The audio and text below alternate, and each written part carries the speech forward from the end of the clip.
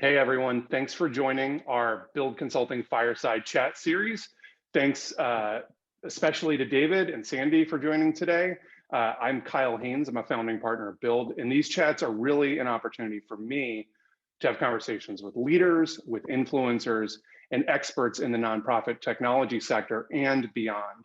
And as you'll learn from David, he is none of those things. So it really is today talking with people outside of being a leader, influencer, or expert. So David is the CEO of Mentor, and he actually truthfully has been instrumental in helping Build be successful with this idea of digital transformation projects. And Sandy is the director of IT, and she's actually a more recent addition to the Mentor team. And I'm going to note at the outset, I like working with Sandy a lot more than I like working with David. So I'm especially excited, Sandy, that you're here today. And I've been involved with Mentor for, I think, 4 or 5 years now. I've always appreciated the authentic, thoughtful, and even entrepreneurial conversations we've been able to have with Mentor. And my hope is that today's conversation is just an extension of that, and you all get the chance to learn more from Sandy, more from David, and much less from me. So I wanted to talk before we get started, Sandy and David, a little bit about this idea of digital transformation. And that word gets used a lot, and I think it's a bit buzzwordy, and we tend at Build to use this idea of a roadmap. And so in the title of today's Fireside Chat, we talk about Mentor's technology roadmap. And what I would say, and I'm curious about this, perhaps as an entry into today's conversation, is I don't think that digital transformation could happen without people like David, Sandy, and the rest of your team. We helped facilitate the transformation, but it was really Mentor that's done the work. And so with your permission, I'd like the conversation today really be about that transformation and some of the things from your perspectives that have made it so successful. And before we get started, David or Sandy, anything you would add to that before I get started with some of the questions I've prepared? That sounds great. Let's go. Let's go. All right. So David, I'll start with you. For folks who aren't familiar with Mentor, I'm wondering if you can share a bit more about Mentor and keep it to 5 minutes or 10 minutes or less. Yeah. I don't usually talk to people with that kind of attention span, so it's going to be probably 2 minutes. Okay. I would add that for all the compliments you always give me, I do know when I'm the weakest link, which is why Sandy Martins is here, because I think there's an importance to knowing your role in the work and understanding your role vis-a-vis people who have expertise and people who can drive it deep. And so I'm excited for people to hear the way in which Sandy does that on a day-to-day basis at Mentor. I provide vision and air cover and try to help people be adopters, but the hard work is being done by Sandy to drive it deep and drive it in a real way and make sure we're doing the right stuff in the right way. So Mentor is basically, it's 31 years old. It's born of a great success and a simple problem. The success was mentoring in 1989 as some folks in philanthropy and other volunteer leaders and otherwise in the sector saw, is effective. That was sort of what it was born of. And that was mostly born out of saying that one organization, Big Brothers Big Sisters of America, is effective. Because in 1989, they were the only scaled national organization in mentoring. So just to kind of place yourself in that time. The question is, if you have an effective solution or what you perceive to be effective, and you have only one person scaled in the category, and you're mapping against tremendous need, and you can use a lot of different proxies for which young people are in need of a mentor. You can either go with the blanket, every kid could use another mentor, which scientifically is true, or you could use, there's 9 million kids in America who say they don't have one outside their family and need one. So you can kind of go either way at that time. And so these guys said it was really an infrastructure play, which is what's interesting talking about technology today. It was an infrastructure play around who's going to build the infrastructure that allows mentoring to scale beyond one organization. Who's going to create the superhighway that enters people responsibly into the mentoring field that adds to their ranks, that gets public funding, that gets greater volunteerism, that gets greater research of practice, and ultimately that creates this diverse and beautiful field that can meet the mentoring needs of America's young people. And that's why they created what was then called one-to-one, and now is called mentor. Even that's an interesting representation of the metamorphosis of the field. But that's what they did. And, you know, in the 90s, they did what you do when you build a movement or a field. They did postage stamps and awareness months and standards, the elements of effective practice for mentoring, which is now in its 4th edition. They got a president to mention it in the State of the Union. They got the first federal funding and then a lot of state funding that came out of the America's Promise, the Summit on America, which built America's Promise. And our second sort of, I would say our second chapter, because I feel like mentors basically had 2 chapters. They also, built a local infrastructure around our local affiliates. Our second chapter has been to do a couple things, I'd say, and then I'm at that 5-minute mark. So our second chapter has been about making good on that covenant with local affiliates, which is like the secret sauce of mentor, but also a really hard thing to do well and something you have to live into every day if you have a federated model of local affiliates. And I think to treat mentoring like the scalpel that it has become rather than the generic bludgeon. Like, where is mentoring relevant? How is it relevant? How is it effective in different circumstances for workforce development, for racial identity, for systems change? There's no longer just this kind of like, mentoring is good. What is good mentoring? That was the first question that mentors spent like 10 years answering and helping the world with. And the questions are new. And the other thing that's really happened, which technology, to lead back into you, is really in the center of, is that the intermediary has been disintermediated. So in the 90s, if you wanted expertise, you sent away to mentor for information.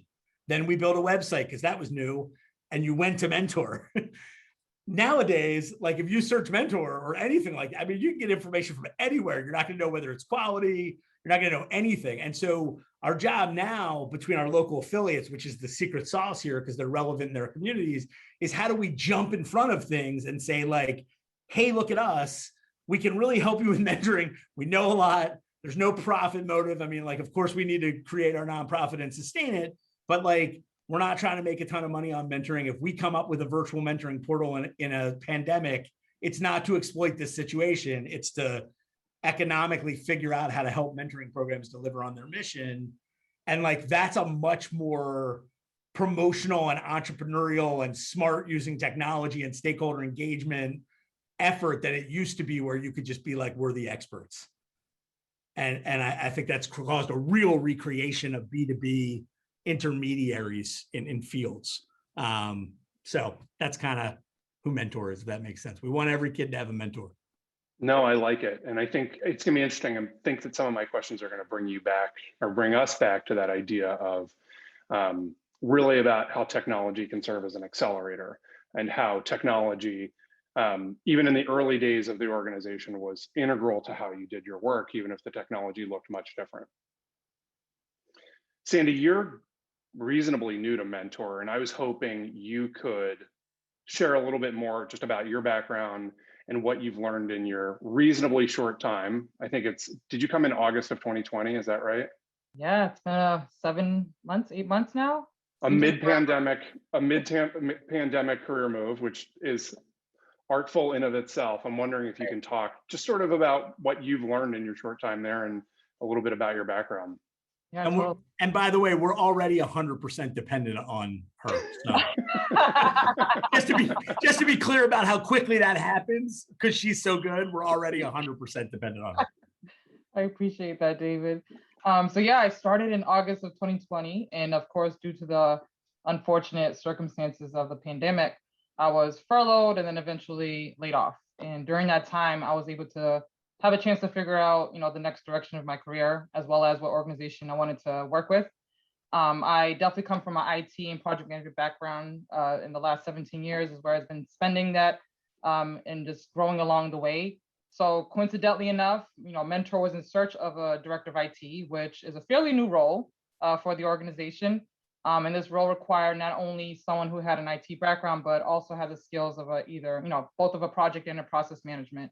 And of course, with all those areas together, definitely was my niche, as well as a passion that I have. So in August, I was hired, and in that short time, I'm learning the organizational structure of a nonprofit like Mentor, which has been a really good experience for me, as it is my first nonprofit organization. I'm also learning and understanding the organization culture and how that plays a huge role in change management. And of course, the great work that all the team has been doing in, understanding the gap that they've been working on towards bridging the gap between youth and mentoring.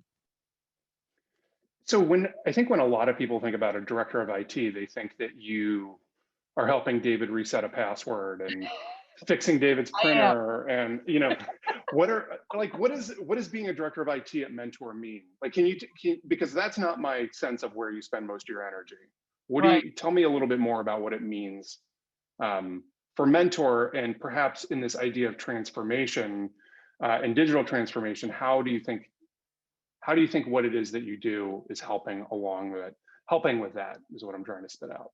Definitely, it's definitely a special role, I feel, with Mentor, because when we think about director of IT, it's very technology driven, based on strategic areas that we want to include for our tools and processes and things like that. What layers it or makes it special is the fact that there's a layer of project management that's on top of that as well. So having the two areas of IT coupled with project management, I'm able to kind of bridge the gap in my world of looking at the tools that Mentor has and looking at project processes and how we can blend them both and create something that's more aligned, and it helps to deliver more effective and efficient work that the team here has done. Can I add one thing to what Sandy said from my of course, because she's overly humble. I think when we envisioned this role, and actually, honestly, for those listening and thinking about their own experience, we envisioned something like this role 7 years ago. Like from the minute we got to Mentor, myself and the chief administrative officer, Beth Tallarico, we knew we needed something. We didn't have the resources or even the vision at that time. But the idea was, could we get someone, and this is what Sandy is so embodied like 7 years later, but could we get someone who thought nothing but about how to use technology to make us better at delivering on our mission? Not who could fix stuff that's broken. That's a different job. And we actually do outsource that to another firm that Sandy manages. But Sandy is explicitly not supposed to be the person who fixed broken stuff. Like that's a crutch that she may get drawn into, but we want her to be able to proactively and from an asset and positive based decision, think about like, how does this make us better at everything we do? Whether that's choosing a new platform or whether that's project management tools and how we work cross-functionally better.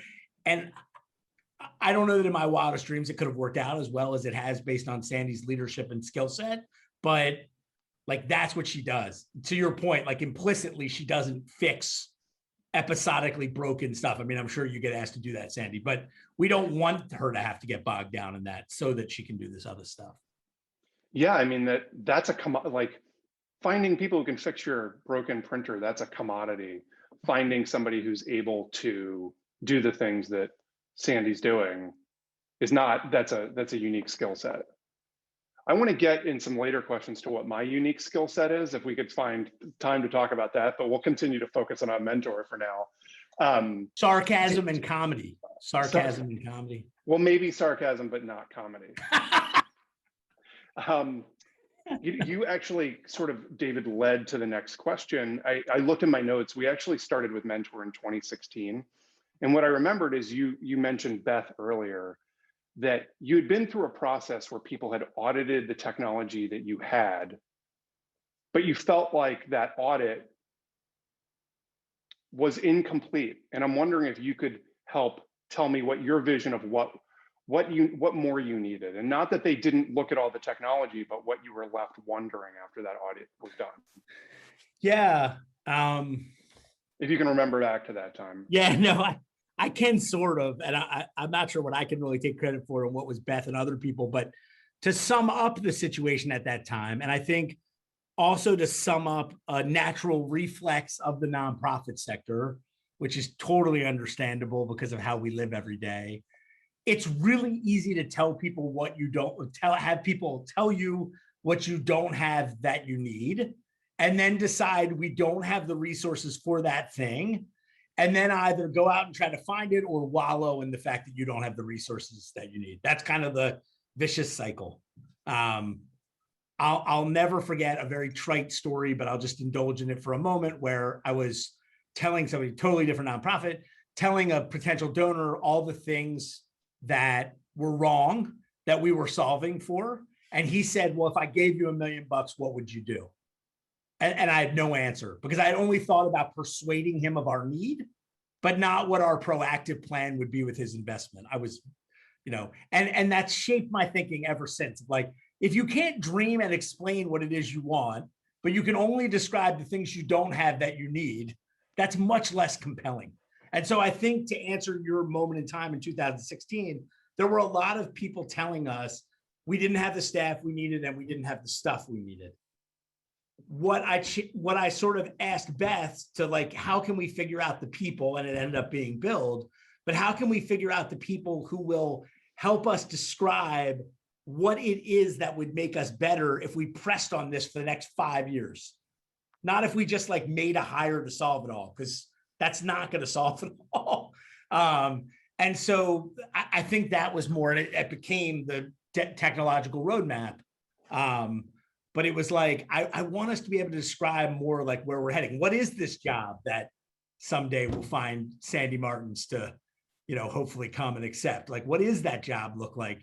Do we need, that was when we realized, like, there are these two categories of need. There's a group or somebody who makes the IT trains run on time every day and repairs stuff. And then there's someone who's like thinking from an asset base and solution base and project management and change management about how we do our work better. But those are actually two separate roles probably. But like, someone to help us, how do we get, the other thing that was happening then, and then I'll be quiet, but I'm sure this is happening like crazy right now, is that we were getting bigger. And because more and more of the workforce are digital natives, people were coming here with solutions in the digital space that they liked. And they're resourceful and amazing people who aren't waiting for us to have money and adopt technology, because in a nonprofit, you'd be holding your breath for a long time. So each like department had their own solution. Each person was like, let's use Slack, let's use this. And we were like, this is going to get away from us real quick. And so all that kind of stuff is what was happening. And we were like, we need a partner. Like, stop talking about CRMs, stop talking about technology will solve everything. What does the word technology even mean? Like, someone needs to really break this down with us and create a multi-year plan. Then we can raise against it. Then we can build against it. And then we're looking asset instead of episodic deficit. So I think that's what was going on. Sandy, I'm curious if you've heard that version before. I'm curious sort of what your reaction to all of that is, since you came in 2020 and that was ancient history, 2016. I'm curious just your reaction to that, and just give you space to, what you think of what David said, and what's changed, what's the same, those sorts of things. It's definitely impressive that Mentor has done all that work up front to get to where they are now. It was a change for me to come into an organization where, prior to Mentor, I worked in an organization where they were running like a well-oiled machine, and they had the processes, they had the tools, they had the roles to support all these huge projects that that we had. So coming to Mentor was a fresh eye, looking at, I didn't have that support system in place where I was so used to just jumping in and going with it. It was more taking a step back and understanding that it was a partnership, and building that with them along the way, while taking their vision, understanding where the pain points are, kind of developing something right then and there, but also considering all the work that they have been doing in that time. So I feel like I came at a good time, given the short amount of time that I have joined Mentor. And it's been great so far with all the work that we have coming, but also all the work that's been done so far. Yep. David, you and I think when I approached you about this idea of having a chat, you said something to me that I made note of, and you said, this is a paraphrase, you said, you look to your team to help set the technology priorities, and it's your job to champion the work. And I'm wondering, if you were talking to another CEO, what would be the red flags for you that he or she was not connected enough, championing enough? Like, what's the advice that you give to the CEOs who are on today's call about like what being a champion looks like? Yeah, I mean, I think a lot of times we start with the solution and then try to sell that to our people instead of listening to what they need and what they're trying to solve for. So I think CEOs both hear other colleagues talking about like, ever since we got Salesforce, we're awesome, or they meet a donor who's like, I run a online board engagement platform, whatever. And so they bring that back and get excited about it and say like, we need to do this now. And I think it's just a wrong place to start from. I mean, it may be where you end up. I will always say to our people, like, if we're looking for a good blank utility, I just found out about one. But like, otherwise you're solving problems that may not even be solved, or you're solving a quarter of the problem when there might be a tool that solves all of it. Or you're driving a solution that will never have full adoption, because full adoption, I just am humble in the face of how many bones there are in the graveyard of this technology will solve everything. And so I think I would just tell them, like, be humble. If you want everything to fully work for you at its full power, it's going to be a cultural change. It's going to be a change management and adoption thing. You're going to need leadership. You're going to need to model it as a CEO, but mostly it's going to have to really be demonstrably solving something a lot of your people want solved. And if you don't start from there, like, you have no chance. So that's why, like, once we decide we want to solve something, I kind of get out of the way. I mean, it's my job to, along with development, to try to raise the money, but like, I don't know what's going to solve our problems. Our people do. And so in order to land on something that they're going to be enthusiastic about and adopt and harness, it sort of needs to come from them, if that makes sense. It does. And something, Sandy, I don't even know if you've seen this, and David, it might be a while since you've seen it. When we were doing early presentations of Mentor, we kept hitting on this idea of old organization plus new technology equals expensive old organization. And like that just came up for me, that like embedded in what you said, David, is some of that, and that the technology is not going to solve the problem for you. You've got to get to the root of what are you trying to solve. So I'm glad you learned something from us. Or maybe. Well, so I learned a lot from Debbie, who works with you. Oh, got it. Yeah. Got it. Yeah, that's why I didn't have Debbie on today's call. You were entertaining, but I learned a lot from her. No, I mean, what I will say, and I'd love to sort of turn the tables on you a little bit, is that I think the way in which you guys got deeply into sort of like our culture and our like consensus-driven decision-making and multiple stakeholders and sort of go slow to go fast. Like, most people who work for us on contract end up feeling like part of the team if we're doing it right. And so in some ways, Debbie was Sandy. I mean, to the degree that was what we could afford, was an external resource consultant who sort of, less time than Sandy, was trying to think with us. But I feel like that's what gets it done at Mentor, is like people who really become a part of our team and knew that, or you guys knew that this job required that. Like, I think. What I remember is that when we started, I heard some of those conversations you were talking about, like, we need CRM, and I have experience with Salesforce, and that's what we need. And, we need a new intranet. We need project management software. We need to replace our donor management system. And my recollection is that,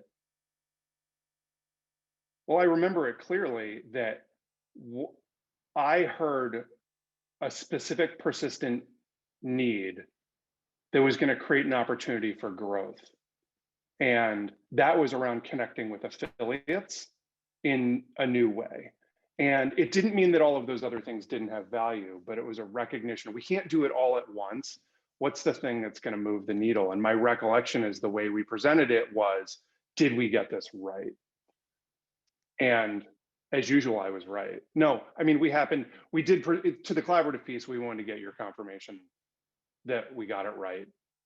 Yeah, and that first thing, Sandy, you and I just discussed this. I don't know if you want to expound on it, but like we had to get that first thing right. Because as Sandy just asked me about a second thing, like, how did you guys get adoption on the first thing? Because I want to learn from that for the second thing. Like, so that was what's called the Mentor Hub, and you can tell people what it's built on. I forget their name. Personify is the name. So, but like, and we had a Pied Piper. Like we hired, Jessica Silverman. Like without her, the Mentor Hub is nothing. Like it needed a Pied Piper, and you guys told us that it needed someone to be a leader and drive adoption internally and make it easy for affiliates to plug into. But like we had to get that first big project right, and that never would have happened if we tried to do all three at once. But it's a really hard thing when everybody's got their, like, we need to do this now. You guys, I think, helped pace us a little bit. I don't know, Sandy, if you want to jump in on that or anything. I want to shed the light on the fact that we were able to also find a consultant that really fit into the culture of Mentor. And we entrusted them with this idea of needing to be, or have that vision of moving forward on the technology aspect, because that is really hard to come along the way when we can partner with a vendor who has us in their best interest, but also knows exactly what we need out of it, and we're actually gaining some out of it. So I really want to highlight that is a huge piece in the development of the relationship with something like this to help with that. Thank you. I mean, it was interesting because, just to be transparent in the process, it was late in the game that I was like, I think online community is where this wants to go. So like, I didn't come to it with a really strong sense of where it was going. And it's something I've really enjoyed about Mentor, is that this idea that I don't have all the answers, and I have ideas. And as a consultant, I get a voice, but not a vote. But I can use my voice to try to be as persuasive as possible. So that's one thing I've really liked about working with you all, is that it's not my choice to make, it's our choice to make. Mm-hmm. Agreed. Will you talk a little bit, Sandy? Well, because I want people to hear about the hub and what it is. But I want to highlight something you said, David, before I do, is that, and this is not to toot our own horn, but you talked about this earlier. We said buying this technology without hiring someone like Jessica, who runs it, you need to invest in something other than the technology. This thing needs investment of staff energy.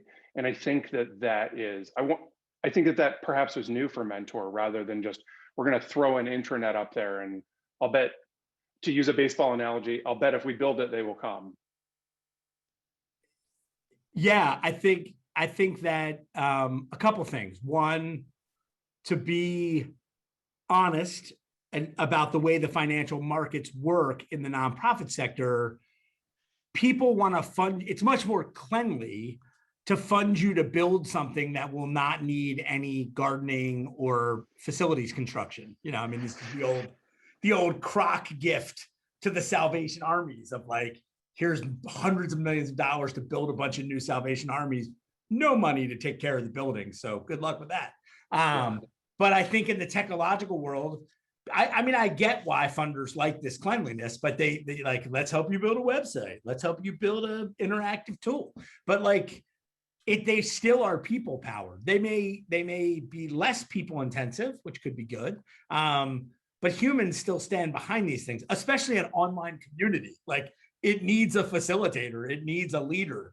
It needs someone to drive it. In fact, we just had, just to give you a sense, I think we've had this thing for, I don't know, a year or two, and we think it's quite successful and it's going really well. But Sandy can attest, we just had an entire staff meeting about like how to use it better and 6 different ways there's going to be a monthly newsletter and a weekly newsletter, because now it's so robust, nobody can figure out where they are with it and how to get information. So, I mean, like, it's constantly being refined to be more powerful and to respond to the times. If it doesn't have a human leader to translate all the feedback and to also drive adoption, I mean, she had a meeting with me, like, I don't like, what is the best use? What is the highest use of my time and role to get people to use the hub? I don't know. Is it to post like my favorite book, or is it to do a blog? There's no way for me to know that, but she could quickly say like, I think if you start doing X, more people will join in. I think if you write a blog, people will do it. And so like, I take my cues from her, but like, I can't, and she does that with everybody. But so I think that idea, and again, you can fundraise against that. Like we're fundraising to buy this thing and also to have someone do it. And the funder can say whatever. But if you have Build Consulting, the technologist said, like really doing one of these without the other is kind of a fool's errand. It's really helpful in making the case. And then to go a step further, it's part of a 5-year plan of here's how we transform Mentor digitally and become so much more efficient and effective. And it's a combination of humans and technology. It might have a $3 million price tag, but everybody might want their part of it, And so yeah, I just think it's an approach that's hard to come by, but it's got to be a blend of humans and technological answers. It can't just be one or the other, I don't think. Sandy, from your perspective on some of the projects we're talking about now, do you hear people like throughout the organization talking about some of the things David is like, I know we're talking about a CRM project right now. Are people asking the question, like, where is the staffing coming from this?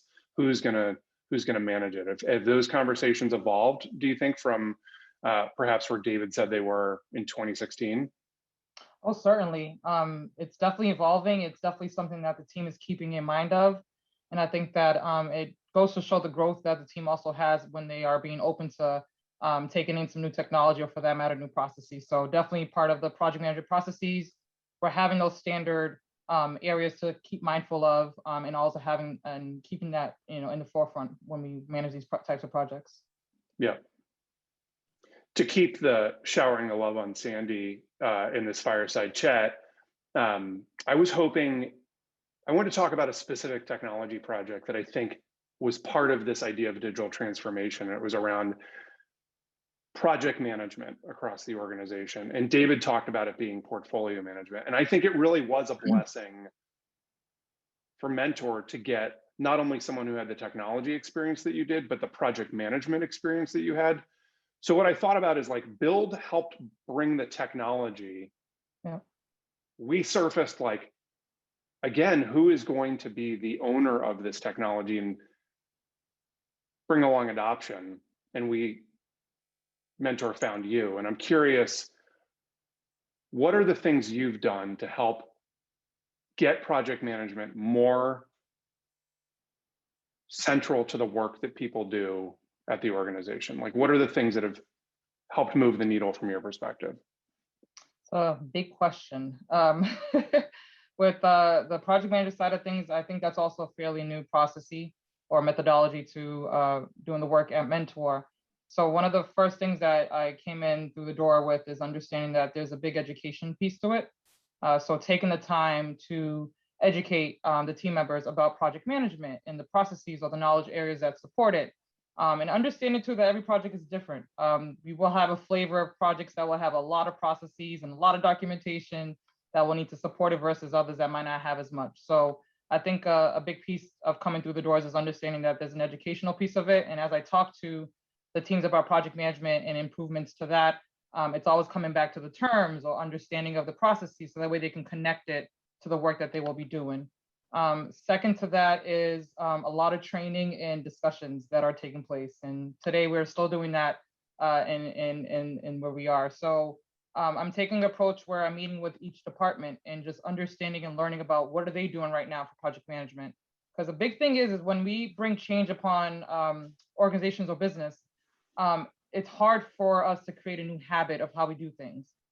So it's important to get the buy-in right from the start, make sure that people are comfortable with the idea of what it could do and how it could be very useful, but also holding their hand along the way as we cross that journey. So working directly with each department, I'm learning about what they have been doing so far, taking that and just leveraging it for the new processes. Because again, we want to make sure that they're still familiar with what's going on, but kind of bring in some new ideas to how they can really improve the work. So working with each department, we're being able to pull together some workflow diagrams, documentation that we will need, and then sharing that with other departments, because as we are now realizing that there will be an alignment to how everything is done between, the team in programs versus the team in development, or even communications and operations. So bringing everyone together in that aspect. So we've been able to develop some templates for people to utilize. We also have status reports, which has leveraged and highlighted the communication of projects. That way, we send out updates every week on Friday to David. He knows exactly what's going on with the CRM project. He knows what's going on with the other projects we have as well. And it gives them the idea behind, I know exactly where we are with that in that week, and we know exactly what we got going on the following week. So that can help him in conversations as he has that with different partners and things like that. So it's just basically taking merging all of our ideas and really looking at how we can just elevate what the work has been done so far. Could I also add that I think one of the powers of Sandy's approach that I've watched, that I think is a very hard chicken and egg thing maybe in any change management, but especially in technology, is the show me versus tell me. Mm-hmm. Like Sandy very early on, instead of being like, everyone's going to understand all of project management and all of teamwork, just started kind of doing it herself a little bit. I mean, like for other people and with other people, but saying like, if we're going to set this up, and she ran into a lot of roadblocks because on a couple of the projects, she would say like, who's the project lead? And even that was a complicated question. Like no one really knew. And so and those are, politically hard questions. And so there were a lot of places where the faint of heart could have said like, what, screw it. I'm going to wait until we figured more out. But she just kept plowing ahead. And then there was just tons of envy, good envy. Like those are beautiful reports. I want one of those reports. So-and-so seems really happy with those reports. Oh, wow. If I do those reports, then my boss is not going to be like, where are we with that project? Oh, if I do one of those reports, then development is not going to make me nervous that we're not meeting the objectives of the funder. Like these reports these are good, So I just feel like she created this energy around show me, don't tell me, which did involve her having to do a lot of work and cross some political bridges and figure some things out. But that's where a lot of it has come from. And now you got the whole organization saying like, I'm working with Sandy to figure out how to do what. Everyone was breathless about like, and she also subjected herself to it, her own technology report on her own progress in her own department, in the operations department. She sends out monthly, lets everybody see, here's what I'm working on for the year. Here's where I am. And I just think a lot of that is huge in terms of one, walking the walk, and two, just driving some good envy around like, I want those tools too. We did a survey and people said the number one thing they like about the status reports, they have to engage with you a lot less, David. Like they don't have to talk to you quite as much. They can just you rely on the status reports. They don't have to talk to you. So that very much aligns with what we found. I am trying to be annoying enough that they will adopt Sandy's solutions. That's our inside outside game. Well, I was so excited to tell that joke that I didn't, Sandy, I wanted to say, when I heard you talking about training, Mm-hmm. I didn't hear a lot of technology. I didn't hear a lot of, I give you videos on how you do this. A lot of what you're doing is the technology is just supporting the things that you're doing. It's not really where the work is. Is that a fair, I see nodding. Does that sound right to you? Oh, 100%. And it also too lends to the culture, because it's a style of how people learn, and ensuring that whatever they are learning, that they really do see a value behind it. Because I can do the same at an organization that is IT driven, which, they already know the ropes, they already know the standards, they can really hit the ball rolling and get the things done that we need to get done. But here it's more of a different aspect where at Mentor, it's more, I want to call it personal, but it definitely gives a personal touch to like really holding on and just, taking the step with people to really understand and make sure they understand it too. Because I wouldn't want to roll out things that people don't get it, because then the buy-in's not there, the support's not there, and kind of just makes it really hard to move on to that transition. So really holding onto that piece of really supporting the team on that aspect of training is really, really important. David, I'm making a guess from what I know of you, that, and I share this, that you're not naturally a project manager, and that you're not naturally oriented to this, and that a lot of the way you stay organized is between your ears. And so I'm wondering, like, what's been surprising for you as a CEO about this project? Yeah. What's been surprising about what's changed in you? Because I think it's fair to say you are converted even more so about the importance of this than perhaps you were at the start of the project. Yeah, I think 1,000%. Yes, yes, yes, 1,000%. I think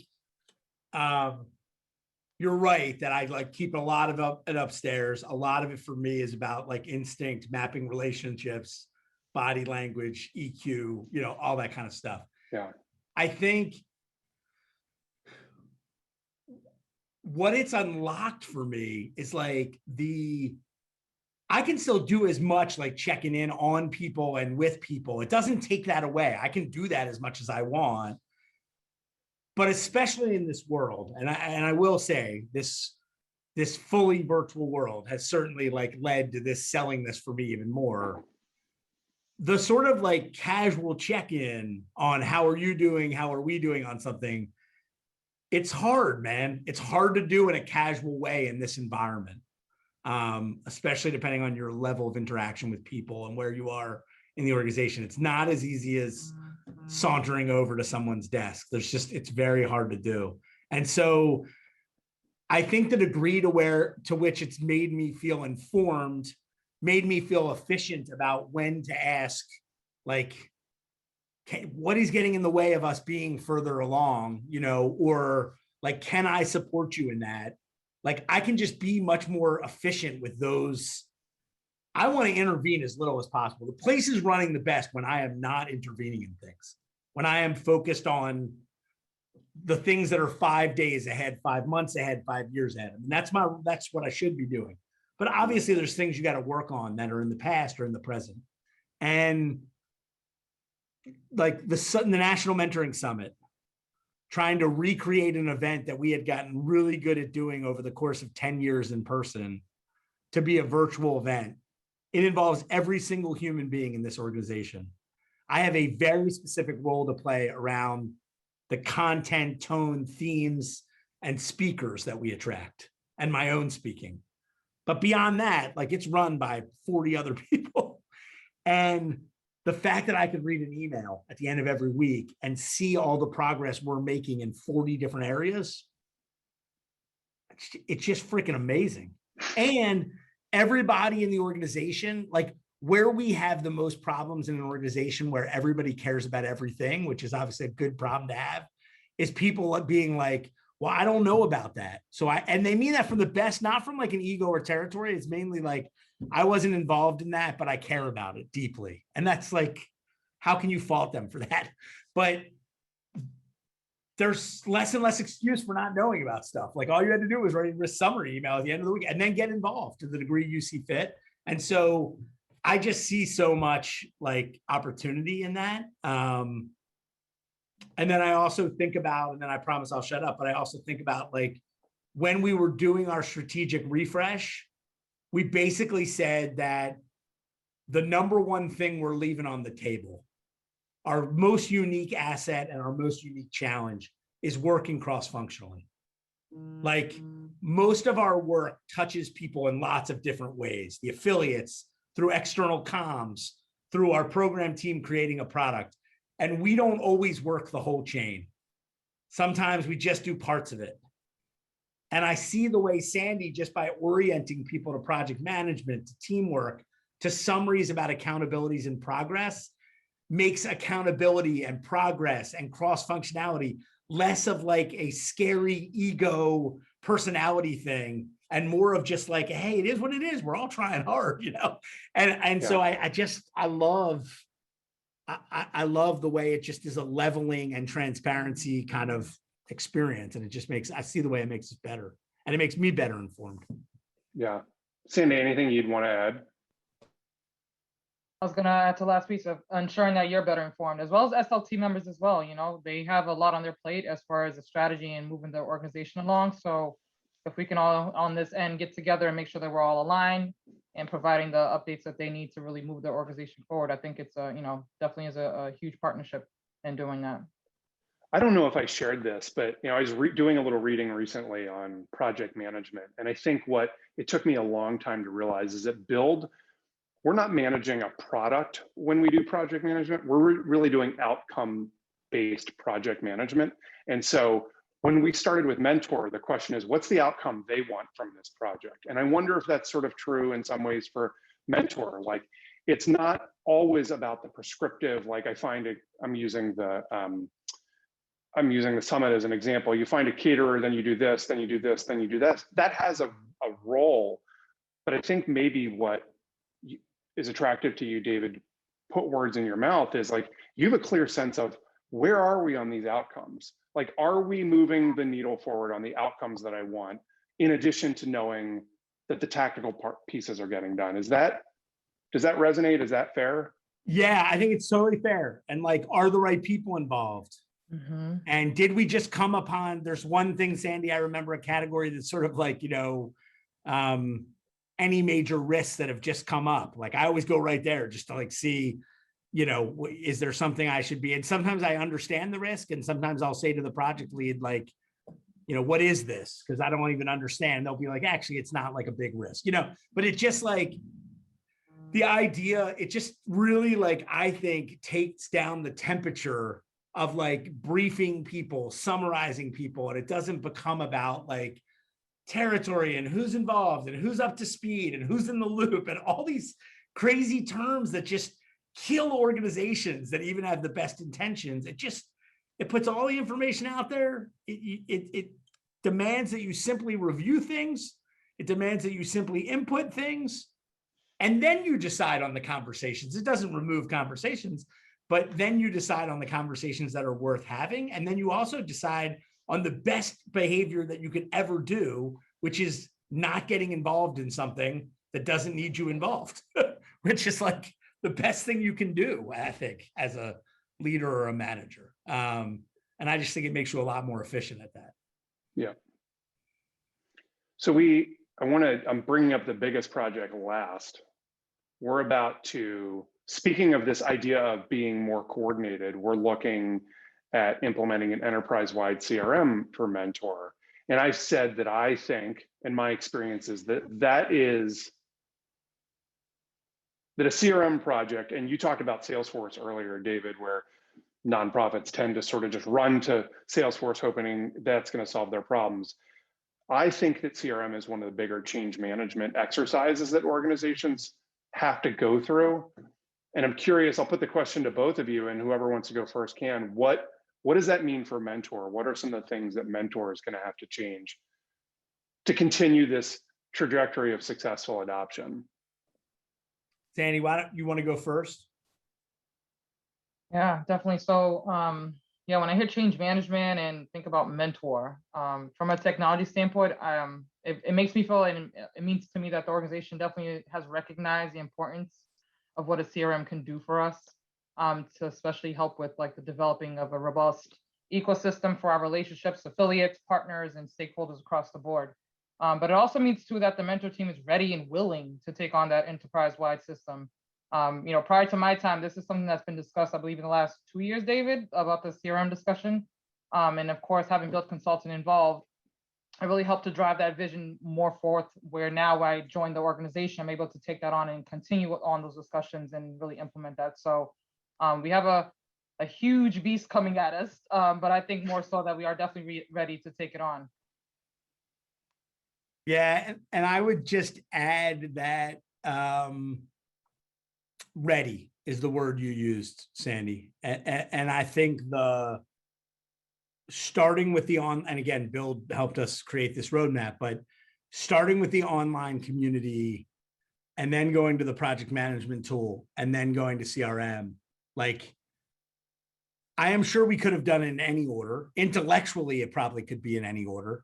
But I think the things we've learned and the persuasion that has already happened and the adoption that has already happened and the way enough people's lives have been made easier by the first two tools, and they've seen what's challenging about adoption, I think CRM just makes so much sense as kind of I shouldn't say capstone because it will never be last, but like it's the biggest probably and the biggest, most cross-cutting. And it feels like we're really going to benefit from, in 2 other cases, we selected a vendor. So this is a 3rd time, but selecting a vendor can be scary. You feel like you're getting married. It's a huge investment of money. You're stuck with them kind of because you're with them. So like we've done that. I mean, having done that twice and feeling good about it doesn't mean the two we selected, Personify and Teamwork, are perfect partners or perfect vendors, but like it worked out well. We know how to work with them. We know what didn't work, what did work. We know what Sandy's role has been in adoption, what Jessica's role has been in adoption. I mean, like we've learned a lot of things along the way. Our behaviors are changing cross-functionally. I just feel like the progression was really, really important. And I think also that we did, and I have to thank like, you know, this is the Academy Awards part, but I have to thank like, you know, Shelter Foundation and Fidelity Foundation. And once we had a roadmap, some people made some really big bets on our digital infrastructure, which, you know, I think probably this pandemic, if there was anything that would fully convince funders that that's important, it probably will happen now. But these people made these big bets 3 or 4 years ago by either asking us, what's the hardest thing to get funded, or what's your biggest priority? And they didn't see it as like, build a website. They saw it as like, we get, like, you guys are, it's special that you guys have a 3 to 5 year roadmap. And like, we want to help be part of the resources that get you to work that roadmap. And I think the two I just mentioned, 3 to 4 year funders so far in helping us with our technological roadmap. Now we've been able to deliver along the way and they've seen the impact, but it does require some people to make some big bets on you once you have that roadmap. But you got to have that roadmap instead of just like, this is one technology project we want to do, which I know how much the market forces push you to do that, but I think the broader roadmap is so important and that it combines humans and products. Anyway. Mm-hmm. And just to build on that Academy Award presentation, I mean, we don't interact with those funders directly, but it's clear that you have the capacity to make investments beyond the technology, right? Like it's not, we've done some selections and ended up selecting the much more affordable option of the two because it's what met the organization where it was. But you said this earlier, David, it's the investment in staffing, in doing it the right way. It's the, I forget the analogy you used, but it's sort of the ongoing cost of ownership of these technologies that its clear mentor has been buoyed by that funding because you can make those investments. And I think that that's more meaningful than any of the technology that you've selected, because you're right, you could switch Teamwork out with one of their competitors and it would be a disruption, but you wouldn't lose any momentum, right? You could switch out the online community, it'd be disruptive, you wouldn't lose any momentum. And that's really that's where the investments those funders have made are going to be durable beyond just any single piece of technology that you've purchased or subscribed to. We have about 5 minutes left, and I'm wondering, I'm going to ask you both the same question. I'm guessing you might have different perspectives on it, or different lenses rather.